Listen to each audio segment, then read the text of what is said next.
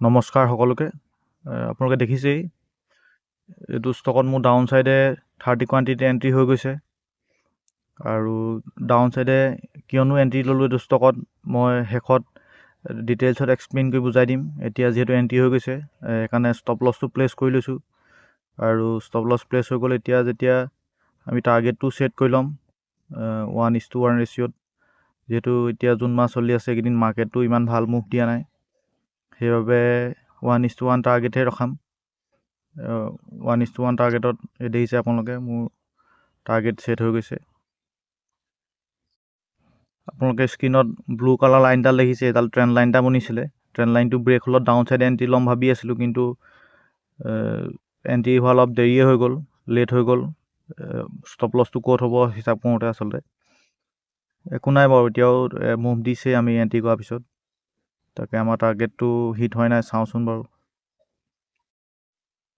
দেখিছে আপোনালোকে এণ্ট্ৰি কৰা 1.5 ঘণ্টাৰ ওপৰতো হৈ গৈছে, কিন্তু মই য'ত এণ্ট্ৰি কৰিলোঁ তাৰ পৰা ডাউন চাইডে মুভ দিলে 230 মান 220 230 মান প্ৰফিট দেখাইছিলেগৈ, কিন্তু আকৌ আপ চাইডে ৰিট্ৰেছৰ বাবে আহিলে, কিন্তু ইমান ডাঙৰ ৰিট্ৰেছ আহিব ভবাও নাছিলোঁ আচলতে। মোৰ অলম'ষ্ট পূৰা মোৰ ষ্টপ লছটো হিটেই হৈছিলে, কিন্তু হিট নকৰিলে বাৰু, আকৌ গুচি আহিলে ডাউন চাইডে। দেখিছে ডাউন চাইডে এটা ট্ৰেণ্ড লাইন বনালে। আকৌ আগৰ ট্ৰেণ্ড লাইনটোত মই এণ্ট্ৰি ক'ত কৰিছিলোঁ, আকৌ নেক্সট এটা ট্ৰেণ্ড লাইন বনালে। দেখিছে আপোনালোকে ইয়াতো আকৌ ট্ৰেণ্ড লাইন এটা বনিছে, ব্লু কালাৰ আঁচডালে দেখিছে ট্ৰেণ্ড লাইন। সেইটো এতিয়া ডাউন চাইডে আকৌ ব্ৰেক দিছে, সেইবাবে ষ্টপ লছটো এতিয়া কণ্টিনিউ ট্ৰেইল কৰা হ'ব, যিহেতু এবাৰ আপ চাইডে ৰিট্ৰেছ লৈ আহিলে আৰু ট্ৰেণ্ড লাইনো ব্ৰেক হৈছে, সেইবাবে ডাউন চাইডে যাব বুলি আশা কৰিছোঁ আৰু এতিয়া। আৰু বহুতে ভাবিব পাৰে যে ষ্টকৰ নামটো নেদেখায়, আচলতে চেবি কিছুমান গাইডলাইন আছে, গাইডলাইন মতে ভিডিঅ' বনাবলগীয়া হয়, আৰু সেইকাৰণে ষ্টকৰ নামটো দেখাবলৈ অসুবিধা হয় অলপ।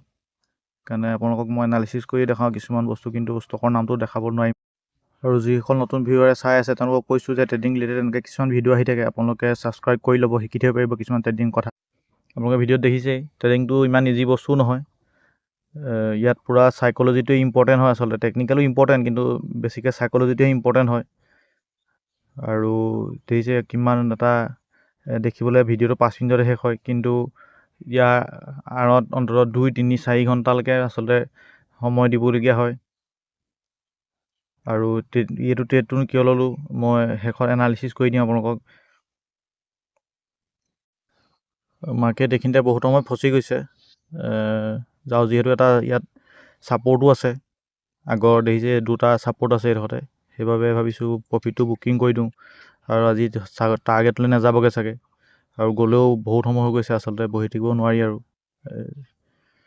2-2.5 ঘণ্টাৰ ওপৰত হৈ গৈছে, সেইবাবে প্ৰফিটটো বুক কৰি মই সেইকাৰণে ষ্টপ লছটো কাটি লৈছোঁ। এতিয়া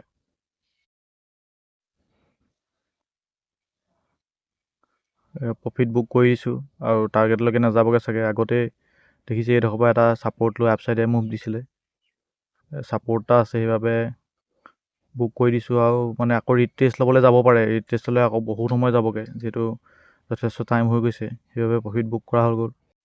এতিয়া কথা হ'ল যে এইটো ষ্টকতনো মই কেলৈ ট্ৰেডটো প্লেন কৰিলোঁ, আৰু সিদিনাখনে কমেণ্টো দিছে দুজনমানে আৰু মেছেজো কৰিছে যে ট্ৰেডটো প্লেন কেনেকৈ কৰে দেখাবচোন। চ' এইটো ষ্টকত আজি দেখিলে আপোনালোকে আপ চাইডৰ পৰা ডাউন চাইডে আহিলে, মৰ্ণিঙলৈ আহি আছে ডাউন চাইডে, এইডোখৰ ছাপৰ্ট এটা লৈ আপ চাইডে গ'ল। আপ চাইডে যেতিয়া ডাউন চাইডে এটা ট্ৰেণ্ড লাইন বনালে, আপোনালোকে দেখিছে প্ৰথম ডাউন গ্ৰীণ কালাৰ, তাতে যেতিয়া ট্ৰেণ্ড লাইনটো ব্ৰেক হ'ল তাতে মই এণ্ট্ৰি কৰিছোঁ,